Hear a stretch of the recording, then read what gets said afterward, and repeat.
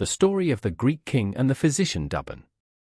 In the country of Zoman, in Persia, there lived a Greek king. This king was a leper, and all his doctors had been unable to cure him, when a very clever physician came to his court. He was very learned in all languages, and knew a great deal about herbs and medicines. As soon as he was told of the king's illness, he put on his best robe and presented himself before the king. "Sire," said he, "I know that no physician has been able to cure your majesty, but if you will follow my instructions, I will promise to cure you without any medicines or outward application." The king listened to this proposal. "If you are clever enough to do this," he said, "I promise to make you and your descendants rich forever." The physician went to his house and made a polo club, the handle of which he hollowed out, and put in it the drug he wished to use. Then he made a ball, and with these things he went the next day to the king. He told him that he wished him to play at polo. Accordingly, the king mounted his horse and went into the place where he played. There the physician approached him with the bat he had made, saying, "Take this, sire, and strike the ball till you feel your hand and whole body in a glow.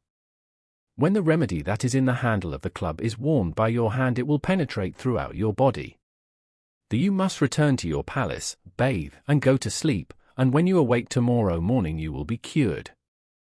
The king took the club and urged his horse after the ball which he had thrown.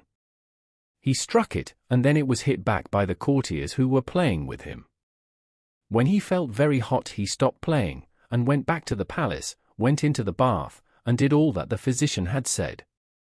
The next day when he arose he found, to his great joy and astonishment, that he was completely cured.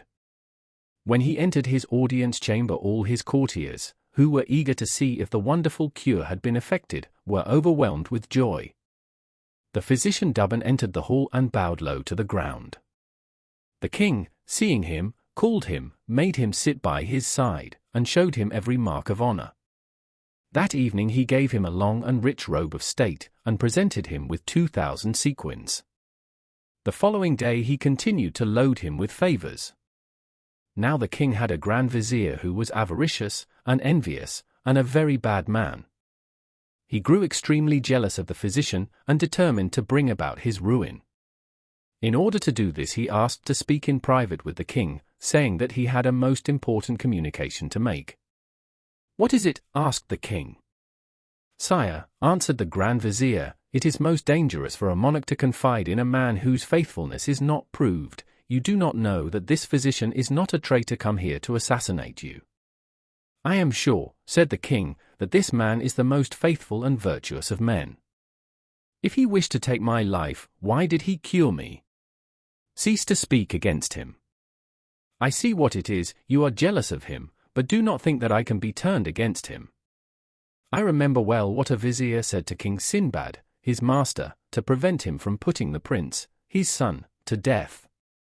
What the Greek king said excited the vizier's curiosity, and he said to him, "Sire, I beg your majesty to have the condescension to tell me what the vizier said to King Sinbad."